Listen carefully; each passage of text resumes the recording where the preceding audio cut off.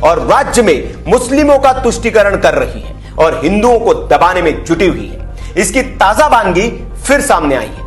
पश्चिम बंगाल में हाल ही में पुलिस भर्ती हुई है। यह पश्चिम बंगाल पुलिस रिक्रूटमेंट बोर्ड की लिस्ट है जिसमें चयनित सब इंस्पेक्टर के नाम है। लेकिन इस लिस्ट में चौंकाने वाली बात यह है कि इसमें चुने गए लगभग सारे अभ्यर्थी मुस्लिम हैं। अब सवाल ये कि क्या इन पदों के लिए सिर्फ मुस्लिम आवेदकों ने ही आवेदन किए थे? अगर नहीं तो फिर मुस्लिमों का ही चयन क्यों किया गया? क्या पश्चिम बंगाल में सिर्फ मुस्लिम रहते हैं? और अगर मुस्लिम पुलिस वालों को ही चुना गया तो इसके पीछे मंशा क्या है? सोशल मीडिया पर यह सवाल दिल्ली से बीजेपी सांसद परवेश वर्मा ने उठाया है और इस लिस्ट को पोस्ट कर उन्होंने ममता बनर्जी से सवाल पूछा है। परवेश वर्मा ने लिखा, कल पश्चिम बंगाल में एक बार फिर ममता बनर्जी ने साबित किया कि वो कैसा राज स्थापित करना चाहती है। यह लिस्ट देखकर आपको समझ में आएगा कि बंगाल में जो नरसंहार चल रहा है अब वो कितना बढ़ेगा। थाने के बाहर भी ममता के गुंडे मारेंगे और अंदर भी। क्या कोई रिपोर्ट दर्ज करने की हिम्मत करेगा? यह आरोप गंभीर है और जायज भी। इस लिस्ट पर आप नजर डालेंगे तो लाइन से सारे नाम आपको मुस्लिम ही मिलेंगे। ऐसे कैसे हो सकता है कि चयन में सिर्फ एक धर्म के लोगों को ही तरजीह दी जाए?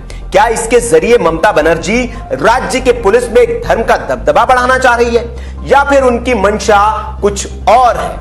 कुछ दिन पहले बंगाल के कोलकाता में भी एक ऐसा ही अस्पताल खुला था जिसमें संयोग से सारे डॉक्टर मुस्लिम ही थे। इस अस्पताल के डॉक्टर लिस्ट में वक्फ बोर्ड के जरिए समाज की सेवा करेगा। जो भी, मैं तो ये कहता हूं अभी ये टेम्पोरेरी थोड़े समय की बात है जब वक्फ बोर्ड को दिल्ली सरकार से कुछ थोड़ी बहुत ग्रांट लेनी पड़ती है। आने वाला समय ये होगा जब वक्फ बोर्ड के पास इतना पैसा होगा जिसकी कोई इंतहा नहीं होगी।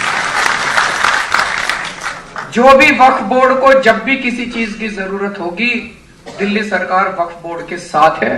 जो निर्णय अभी अमानतुल्लाह खान ने ऐलान किए उन सारे निर्णयों को अमल करने के लिए दिल्ली सरकार से जिसकी जरूरत पड़ेगी वो हम जरूर करेंगे। वहीं केजरीवाल हुकूमत की जानिब से आइमा और मुअज्जिनीन की तनख्वाहों में इजाफे के फैसले का आइमा और मुअज्जिनीन ने खैर मकदम किया है। आज तनख्वाह बढ़ा दी गई? जी बढ़ा दी गई। कितनी बढ़ी है? यानी कि 14,000 रुपए इमामों की कर दी गई और 12,000 रुपए मोजिनों को कर दी गई। इंशाल्लाह इस फैसले में तो अमानुल्लाह भाई तो बिल्कुल कामयाबी रहेंगे और जो पुराने इमाम है उनके लिए 18,000 है और जो नए इमाम शुरू किए जाएंगे उनके लिए 14,000 है और मुअज्जिन के लिए 12,000। बहुत बढ़िया जी, जैसा अरविंद केजरीवाल जी ने फैसला किया आज तक किसी सरकार ने नहीं किया। इंशाल्लाह जितने भी हमारे इमाम हैं सारे खुश हैं। बचे हिंदुस्तानी मुसलमानों के पास सिर्फ 6 साल। मुसलमानों, हमारे और तुम्हारे पास सिर्फ 6 साल बचे। कितने बचे? जरा पूरा मजमा बताइए, कितने साल बचे हमारे पास? आरएसएस ने पहले ऐलान किया था कि हम 2021 तक भारत को हिंदू राष्ट्र बनाएंगे। अल्लाह की मर्जी, उनकी ऑफिस ने ऐलान किया कि नहीं, अब 2026 तक बनाएंगे। तालमेल जरा गौर कीजिए, यह भी एक पहलू है, यह भी एक पहलू है। अल्लाह ने मौका दिया है 2026। मुसलमानों को जो अल्लाह ने मौका दिया है हुजूर सल्लल्लाहु अलैहि वसल्लम की दुआओं की बरकत तुफैल में, उसमें 6 साल बाकी है।